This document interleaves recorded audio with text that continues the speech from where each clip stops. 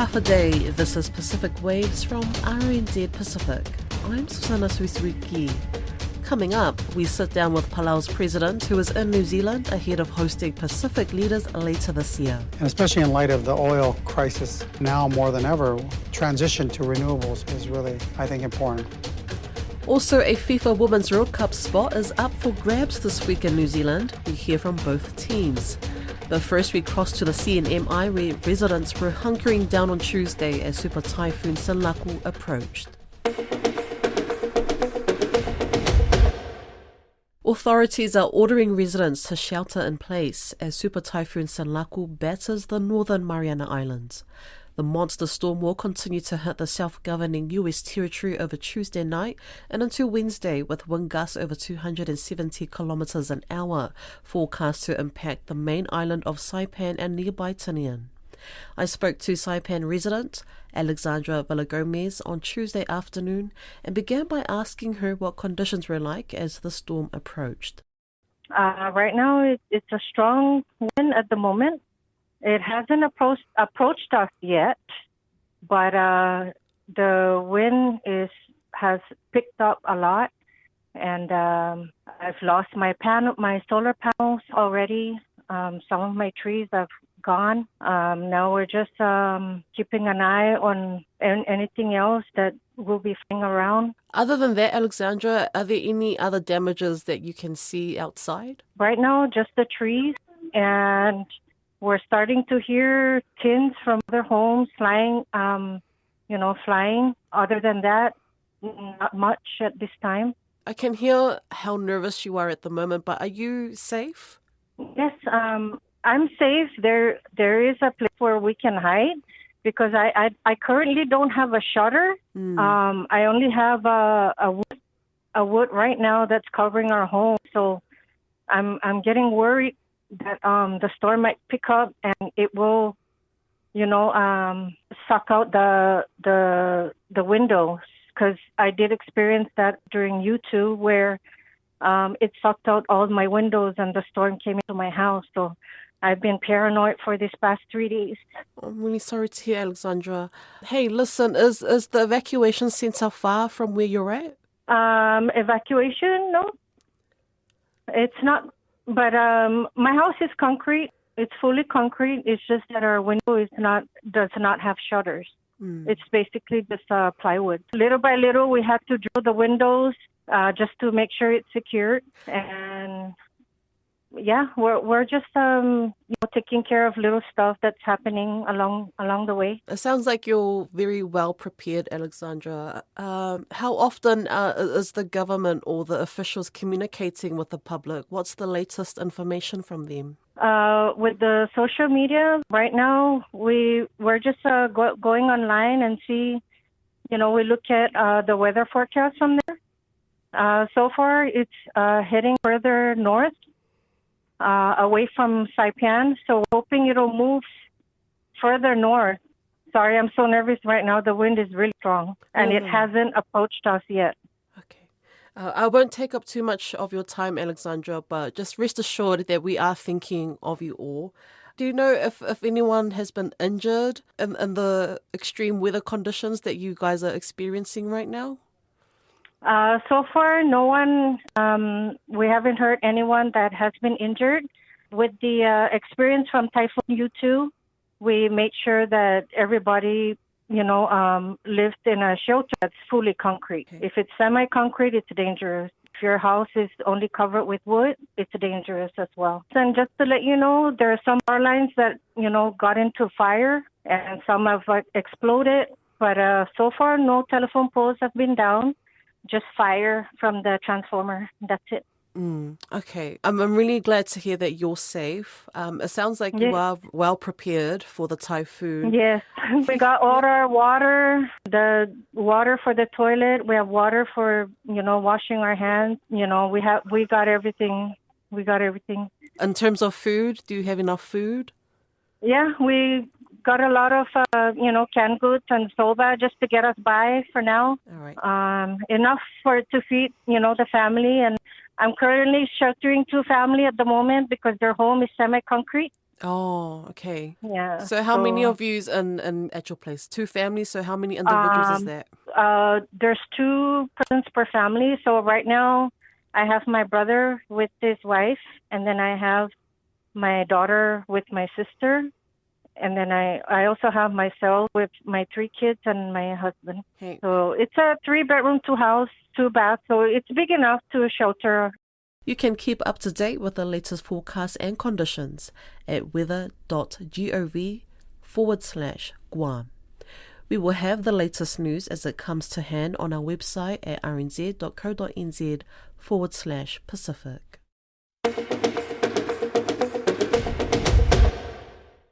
Direct qualification to the FIFA Women's World Cup in Brazil next year is up for grabs on Wednesday night as Papua New Guinea take on host New Zealand in Auckland. The 2 sides defeated Fiji and American Samoa at the weekend in Hamilton to bring them one step away from tournament glory and a berth in the World Cup finals. Tiana Haxton reports. Direct qualification to the FIFA Women's World Cup in Brazil next year is up for grabs on Wednesday night as Papua New Guinea take on host New Zealand in Auckland. The 2 sides defeated Fiji and American Samoa at the weekend in Hamilton to bring them one step away from tournament glory and a berth in the World Cup finals. Tiana Haxton reports. The Papua New Guinea Belooms defeated American Samoa 1-0 on Saturday, earning them a spot in the Oceania qualifiers final.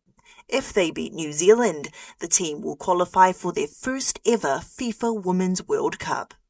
Head coach Eriksson Coming says the players have made great sacrifices to make it this far. The girls deserve to be here. They've been working so hard for the last couple of months. They've put hard work in both on and off the pitch. Some of the girls are the mothers in the team to leave their families and to be here with the team. It's sometimes so hard for them, but hard work has got them here. Papua New Guinea have been runner-ups for the OFC's direct qualification spot 3 times before. While acknowledging New Zealand's football ferns are a tough team, Coming says they are prepared to dig deep for the win. In football, anything can happen. If we can focus on ourselves and have that anger to challenge New Zealand, they're a tough side to play against, but in football, it's unpredictable. We just go in as a team that with a positive mind and see where we go. Team captain Ramona Padillo says making it to the World Cup would be a dream come true. It's mean a lot to me. For me, probably come long way of semna. Golo grand final. Big problem mas lol girls na. Me progata team lokam na go inside of cell kind big play game of sem. It's been a long time dream for all of us. So yeah, we just have to give our best and we'll face the challenge tomorrow. Yeah.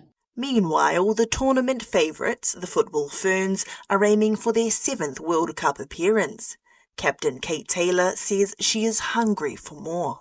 It would be amazing. Last time I kind of got a little taste of it, and so I think leaving that World Cup I just wanted more, and I think that's kind of what's helps push people through that little taste of things or wanting to go one better, and so I think that's kind of where I sit. Having won all 4 of their qualifier matches so far, the Ferns are coming in hot with 24 total goals.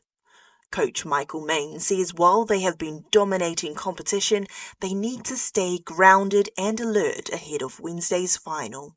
The competition in the team has been really important, but I think we just really focus on consistency in what we're doing. So that's what we're aiming for tomorrow. I think you'll see that in the squad that starts that match. And yeah, we want to make sure we take little steps in some of the stuff we were showcasing the other night, because whilst again we were dominant, we can be better again, and that's the challenge.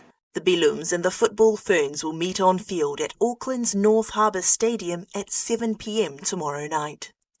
Wednesday's winner will qualify for finals in Brazil. But it isn't the end of the line for the loser, as they will have a second chance to try and qualify through intercontinental playoffs.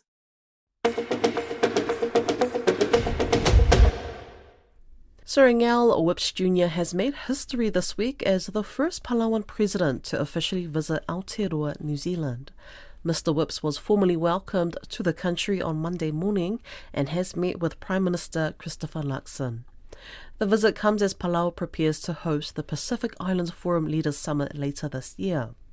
I sat down with the President Serengau Whips Jr., covering a range of topics, starting with this country's preparations for the upcoming Leaders Summit. Well, first of all, can I just say, it's lovely to be here.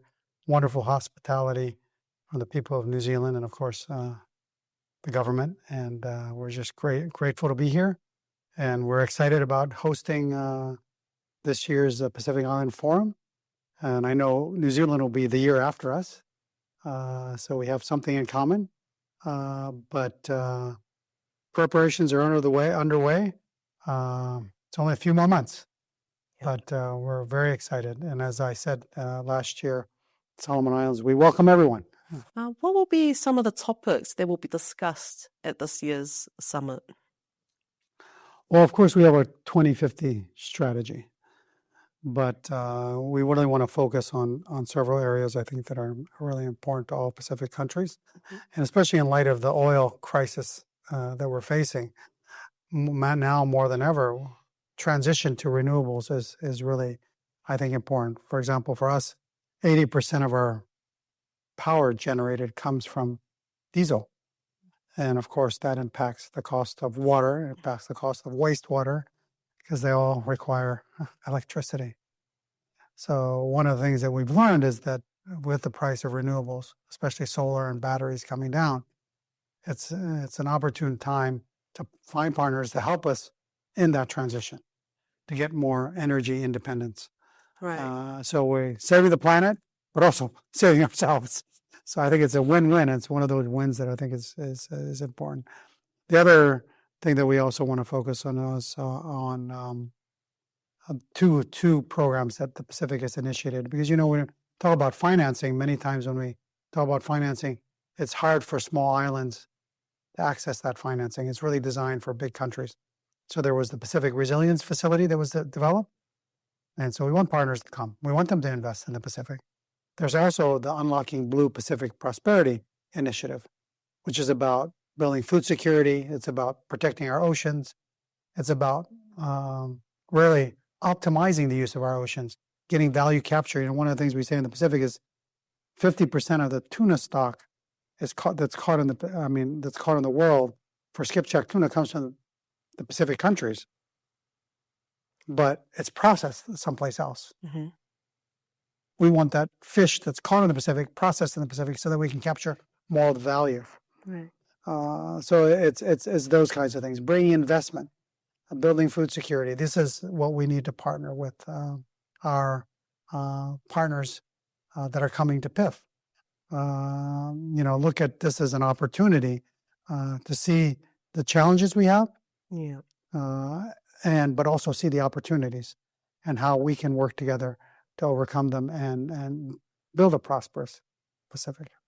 Speaking of partners, I know that the US, Taiwan, and China will be coming back into the Pacific Islands Summit as dialogue partners, Yes. obviously. Do you anticipate any tensions, and how will those be resolved? There's always tension, but I think what we should do is respect each other. Respect the fact that there's 3 Pacific Islands that have diplomatic relations with Taiwan, and although a majority of the foreign members have diplomatic relations with China, respect that those of us that aren't also have relations, and we have partners, and all partners should have a say and be able to participate. But not only that, Taiwan does fund forum activities. For example, the Pacific Resilience Facility, they invested $3 million in that program. China only put in 500,000. I'm just, as a comparison. Are you saying those that have a relationship with China aren't showing any respect to Taiwan? No. I'm not saying that. I'm saying China should show that respect and not pressure its allies to take a position against Taiwan. And what if they don't show respect at this year's PIF? How would you handle that? Well, there's police to escort people who are not showing respect to where they need to go. Yes, that's why we have we're grateful that we have many partners, and through the Pacific Policing Initiative, there'll be members from all over the Pacific here to help us with this year's PIF to make sure that security, everybody's is respected and treated with dignity, and we have a peaceful and calm PIF. Mr. President, you made an announcement last year in Christmas that Palau would accept 75 deportees from the US in exchange for $7.5 million in aid. Yet, the Senate President said you failed to reach consensus when the deal was proposed. Why did you accept the deal? So, at the end of the day, Palau has 7,000 foreigners that live in Palau that work. These third country nationals that will be coming to Palau will just be coming, and they would work like any other foreign worker that comes to Palau. So really what we're doing is the U.S. asked for help because I think one of the things that the U.S. wants to do is ensure that people that enter the United States follow the law. These people are not necessarily criminals, they just need to follow the process. And so we help our friends in the United States in their policy, kind of like Nauru takes people that enter Australia illegally to Nauru. So you help them ensure that people come in the proper way. But then at the same time, we're also helping these people because if they're in detention facilities now they can come out, they can work, they can take care of their families, and they just want a good life. So we can offer that to them. We have a shortage of people in Palau to work, so that also is a benefit to us to get maybe people that can help us in sectors that we're short of labor. So it's a win all the way around. There was some assistance from the United States, but that wasn't the main reason. It was about partnership and about working together, and I look for the wins with everybody. And there's no question that the Senate President has his opinion about things, but we have to understand in Palau there's a lot of different parts of government. There's the executive branch that follows the law, and so bringing these TCNs to Palau doesn't require any change in law. We're just following the law. If you want to change the law and say now you can't allow these people in, you can change the law. So the Senate did try to propose that law, but it's gone nowhere because it still has to clear the House. There's a Senate and there's a House and they're equal. So that's the first step. And then the president still has to sign it because he has the power to veto it if he doesn't approve. So like in any issue, you have two sides, you have debates, but a majority decides. And so if the president and the Senate had the majority, they could pass their law and do what they wanted. But obviously, majority says continue. So that's just the process. And so we respect differing opinions, and that's important in a democratic process. But at the end of the day, you have to evaluate and you have to look what's in the best interest of the Palauan people. And our partnership with the United States is an important partnership. And working with them, and if there's an opportunity that we can help them, they can help us, we help the third country nationals, and we're all better off, why not do it? Speaking of your partnership with the US, what's your relationship like with the current US President, Donald Trump? Well, I haven't had the opportunity to meet him yet, but I have met with his team, especially Secretary Landau, who is the Deputy Secretary of State. He's been fantastic. He's a great supporter of the Pacific. He wants to do more in the Pacific. We just had the investment conference in Hawaii. They're trying to find ways to better engage. I think one of the things that people maybe misunderstand is obviously Washington sees certain old practices as maybe wasteful and not the most effective way to help partners. And so they're definitely, whether it's through the UN process or other big organization, they want more direct engagement. And I think that's an opportunity for the Pacific. Share what the challenges are, find ways to engage with them. Yeah. You speak quite positively of this relationship that you have with the US, yet How do you manage their views on climate change when it's opposite to yours? Yeah, you bring up a very good point. And that's why we have PIF coming up, and we have leaders ascent to the COP at PIF to help people understand. Because, I think at the end of the day, it's about sharing information, helping them understand. And the U.S. has said no to climate change, but they're okay with resilience, building resilience. So we partner with them on building resilience. So we're more resilient to storms and sea level rise and global warming. So who from the US will be in attendance at PIF? Well, we're hoping that we get high-level representation. I know Secretary Landau has already confirmed that he's coming. We are hopefully confirming soon Secretary of Interior Burgum. He had indicated that he was coming. And we've also reached out to Vice President Vance. But this depends on what's happening. So those are, I personally invited those individuals. Yeah. So when do you reckon you'll hear back? Well, hopefully by the summer, but we'll wait and see, eh? So it's always good to have them come out so they can experience. I'm still waiting for President Trump. He would, they asked me earlier when I was in Australia, and I said I'd like to take him out snorkeling. Mm-hmm. We don't have any golf courses, so I'd have to take him snorkeling. But he could get to see our coral bleaching and our jellyfish that are suffered because of too much heat, and maybe we can find some solutions. Mm. Maybe if they see firsthand the effects that climate change has, might change their mind, right? One of the things that we want to do is we want to go to one of the islands that's up north that was every home was destroyed in a typhoon in 2013. And then it had massive flooding in 2021. So this island is only 1 meter above sea level. So hopefully I'll be able to take the leaders up there to understand what low-lying islands mean and the challenges that we face.